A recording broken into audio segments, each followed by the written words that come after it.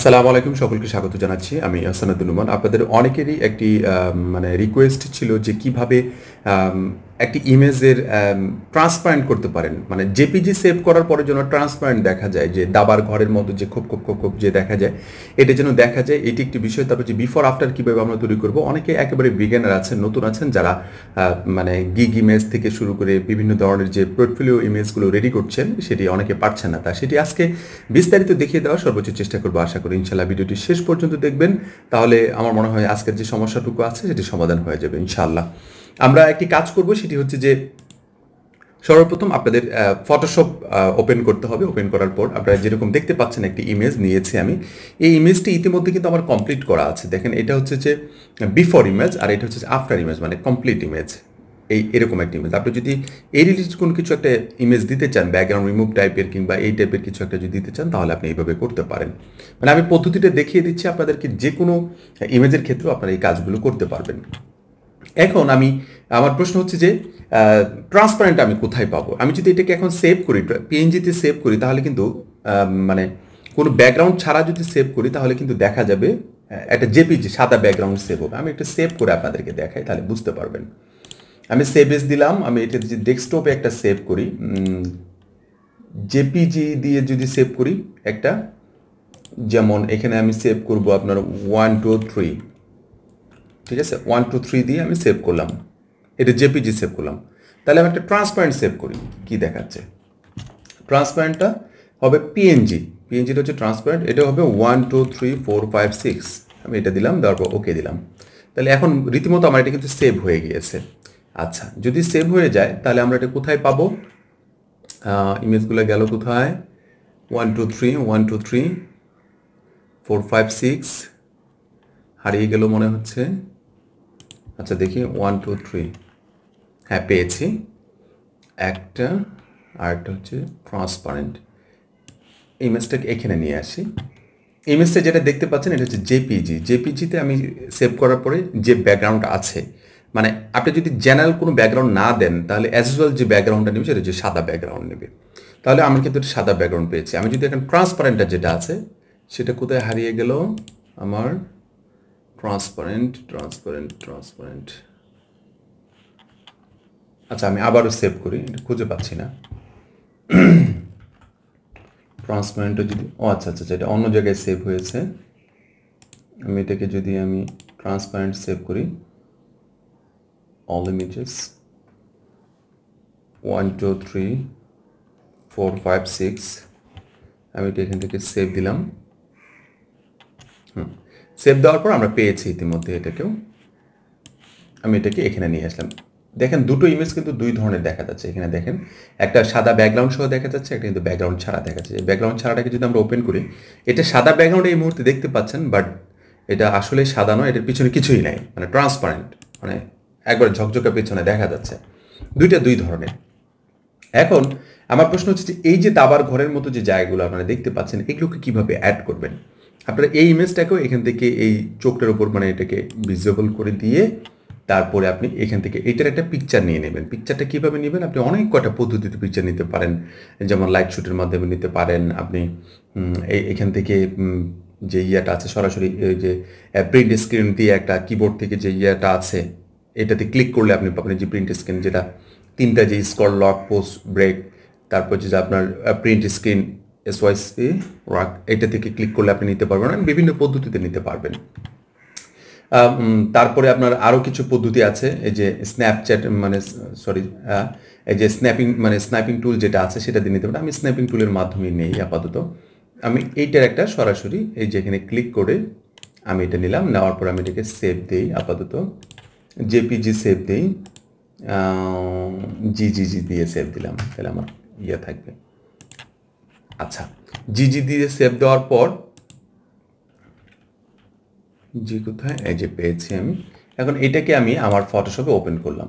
Open করার পর এটা একটা কিন্তু আমার একটা ব্যাকগ্রাউন্ড হিসেবে কাজ করছে। এখন আমার প্রশ্ন হচ্ছে যে এইটার উপরে যদি আমি নিয়ে আসি, এখানে এটাকে যদি আমি ব্যাকগ্রাউন্ডটাকে টান দিয়ে এবং মুভ করে যদি এটার উপরে যদি নিয়ে আসি, তাহলে এখানে রীতিমতো আমার ব্যাকগ্রাউন্ডটা চলে আসছে। আমি এটাকে একটু বড় করে দিলাম, তাহলে এটা পারফেক্ট পাবে এখানে।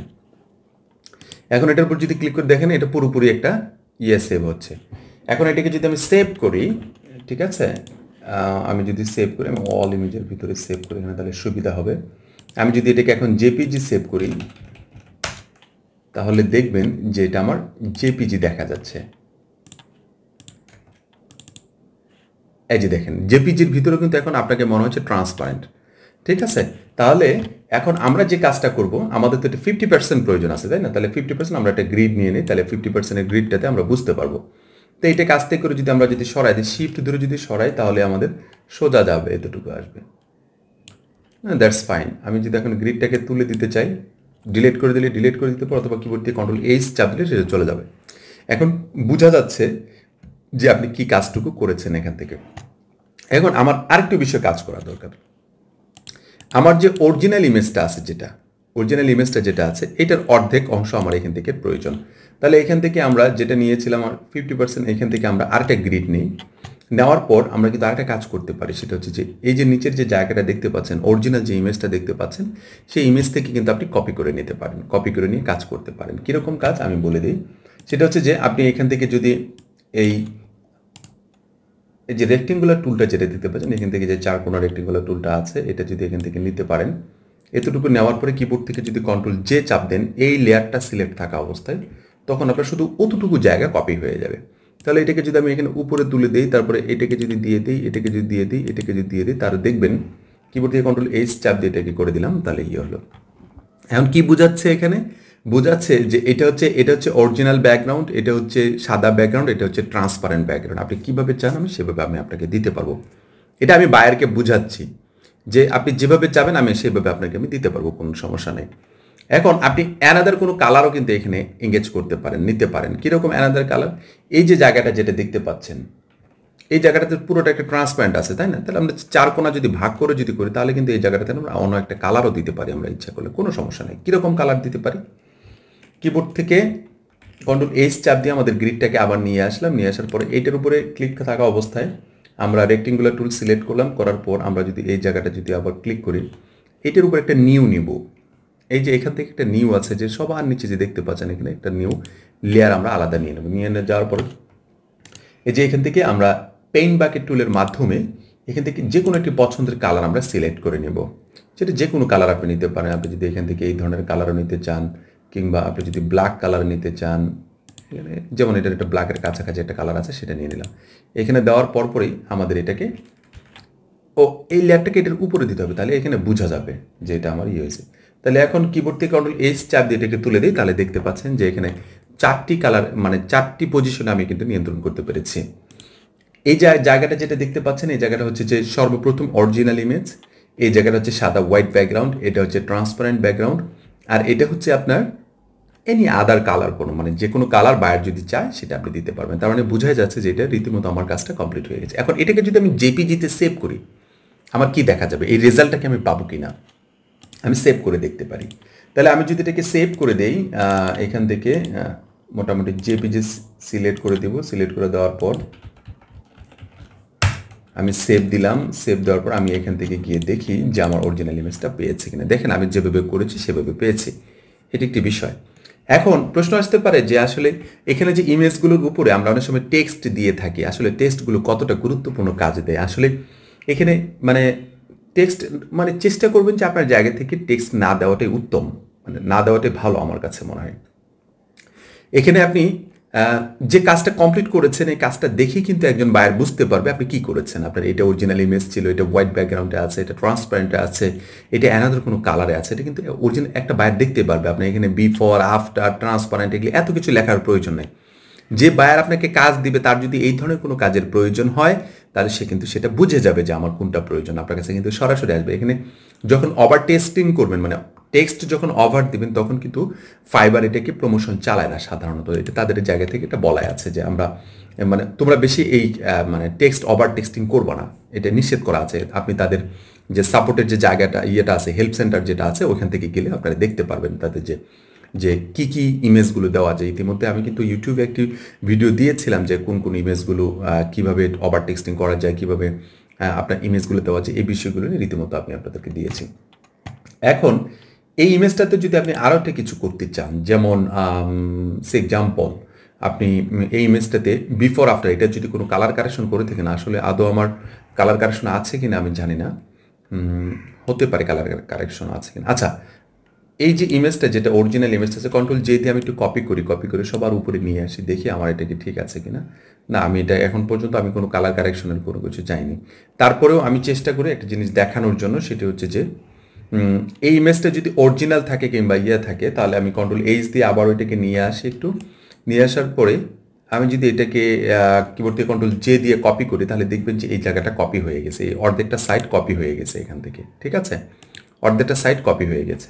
তা এখন এই কপির যে জায়গাটা আছে, এটাকে যদি আমরা কোনোভাবে একটু কালার বাড়াতে চাই, কমাতে চাই, কিবোর্ড দিয়ে কন্ট্রোল এম দিয়ে আমি দেখাচ্ছি আপনাকে, কার্ভেসটাকে নিয়ে দেখাচ্ছি যে আমি যদি এটাকে কালার বাড়াই তাহলে দেখবেন এটাকে কালার বাড়তেছে, আমি যদি এটাকে ডার্ক করি তাহলে ডার্ক হচ্ছে, ঠিক আছে, এটা ডার্ক হচ্ছে।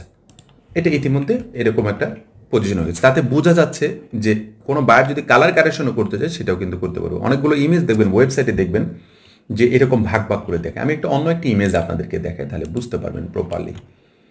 অন্য একটি ইমেজ আমি ডেস্কটপ থেকে দেখি অন্য কোনো ইমেজ আছে কি না। এই যে ইমেজটা নেই, এই যে এখানে একটা ইমেজ দেখতে পাচ্ছেন, ঠিক আছে, একজন মডেলের ইমেজ দেখতে পাচ্ছেন।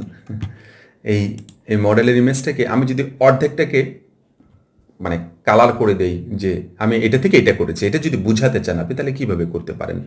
আপনি কিন্তু এখান থেকে একটা নিউ লেয়ার নিতে পারেন, মানে লেয়ার নেওয়ার পর আপনি এখান থেকে একেবারে কালো যে আছে, মানে ব্ল্যাক যে ইয়েটা আছে, আপনি সেটা নিতে পারেন। নেওয়ার পরে এখান থেকে অপাসিটির যে জায়গাটা আছে, এখান থেকে লেয়ারের যে অপাসিটিটা আছে, অপাসিটিটা আপনি কিন্তু কমায় দিতে পারেন, ঠিক আছে, যতটুকু কমানো দরকার আপনার কমাইতে পারেন। কমানোর পরে কিবোর্ড থেকে কন্ট্রোল টি চাপ দিয়ে কিন্তু আপনি এটাকে টি চাপ দিয়ে এটা 50% করে দিতে পারেন, করে দিলেন। তাতে বোঝা যাচ্ছে আপনি এইটাতে এটা বিফোর, মানে এটা বিফোর, এটা আফটার, আপনি এটা পরে কমপ্লিট করেছেন, এটা কিন্তু বোঝা যাচ্ছে। এটাকে যদি আপনি আরেকটু যদি এটা বাড়ায় দিতে চান, বাড়ায় দিতে পারেন, যে আপনি এটা বিফোর থেকে এটা আফটার করেছেন, ঠিক আছে। এই যে বিষয়গুলো আছে, এই বিষয়গুলো যদি আপনার জায়গা থেকে একটু, খুব কঠিন না কিন্তু এই বিষয়গুলো, একেবারে ইজি বিষয়। আমি এর আগেও দেখিয়েছি আপনাদেরকে, তারপরে আমার মনে হচ্ছিল যে অনেকে বারবার বলছেন যে ট্রান্সপারেন্টগুলো কীভাবে আমরা অ্যাড করব না করব, এভরিথিং, এই বিষয়গুলো যদি একটু দেখিয়ে দিতেন তাহলে আমাদের জন্য সুবিধা হয়। আমি আপনাদেরকে দেখিয়ে দিলাম। এই যে এভাবে কিন্তু আপনারা করতে পারেন, কোনো সমস্যা নেই। এখন যদি আপনি এখন যে নতুন যে ফটোশপগুলো আসছে, এই ফটোশপগুলোতে স্কাই রিপ্লেসমেন্ট থেকে শুরু করে সব কিছুতে খুব দ্রুত করা যাচ্ছে। এইটার যদি স্কাই রিপ্লেস করতে চান আপনি খুব দ্রুত করতে পারবেন, ঠিক আছে, মানে এসেট্রা কাজগুলো নিয়ে আপনারা খুব সহজে এগিয়ে যেতে পারবেন আশা করি ইনশাল্লাহ। আরেকটি কথা মনে রাখবেন, সেটা হচ্ছে যে যে কাজটি করবেন না কেন অবশ্যই নিজের জায়গা থেকে চেষ্টা করবেন যেন সর্বোচ্চটুকু আপনার জায়গা থেকে আপনি দিতে পারবেন, মানে চেষ্টা করবেন, সবসময় চেষ্টা করবেন। এই কারণে চেষ্টা করবেন কারণ আপনার সর্বোচ্চটুকু যখন দিতে পারবেন তখন তারপরেও যদি ভুল হয় তাহলে দেখবেন শেখার একটা স্পৃহা আরও বেড়ে যাবে, আপনি খুব সহজে শিখতে পারবেন আশা করি ইনশাল্লাহ। এই বিষয়গুলো নিয়ে ফটোশপের খুব সিম্পল, মানে টিপস অ্যান্ড ট্রিক্স টাইপের আমি কিছু টিউটোরিয়াল আপনাদের জন্য নিয়ে আসবো। সেটা হচ্ছে যে 1 মিনিট অথবা 2 মিনিট, এটা আমাদের প্রতিদিনের টিউটোরিয়ালের পাশাপাশি এরকম একটি টিউটোরিয়াল পার ডে, যে কোনো একটি শিডিউল টাইমে আমি আপনাদেরকে দেওয়ার চেষ্টা করব। আশা করি ইনশাল্লাহ বুঝতে পেরেছেন। আর আগামী শুক্রবার 11 তারিখ রাত 9টা থেকে রাত 12টা পর্যন্ত আমাদের একটি লাইভ ক্লাসের আয়োজন করা হয়েছে। সে লাইভ ক্লাসটিতে আপওয়ার্ক নিয়ে আলোচনা করা হবে, পাশাপাশি মার্কেট প্লেসের বাইরে কীভাবে বায়ারদের সাথে কাজ করতে পারেন সেই বিষয় নিয়ে বিস্তারিত আলোচনা করা হবে। যারা এখন পর্যন্ত আমাদের এই ইয়েটিতে লাইভ ক্লাসটিতে জয়েন করতে চান তারা অবশ্যই জয়েন করতে পারবেন আশা করি ইনশাল্লাহ। আমি নিচে দিয়ে দিচ্ছি, ডিসক্রিপশনে বিস্তারিত দিয়ে দিচ্ছি, সেই ডিসক্রিপশন থেকে দেখে আপনারা সরাসরি আমাদের ক্লাসে জয়েন করতে পারেন। আর ক্লাসটা আমাদের অবশ্যই জুমের মাধ্যমে হবে। আর কেউ যদি ওই দিন ক্লাসের দিন যদি জয়েন করতেও না পারেন তাহলে আমাদের যে কন্ট্যাক্ট নাম্বার আমাদের কাছে দেওয়া থাকবে সেই কন্ট্যাক্ট নাম্বারে আমাদের ডাউনলোড লিঙ্কটা পাঠিয়ে দেবো, সেই ভিডিওটা আপনি আপনার জায়গা থেকে ডাউনলোড করে নিয়ে পরবর্তীতে দেখতে পারবেন। সবাই ভালো থাকবেন, সুস্থ থাকবেন। ধন্যবাদ সবাইকে। আসসালামু আলাইকুম ওয়া রাহমাতুল্লাহি ওয়া বারাকাতুহু।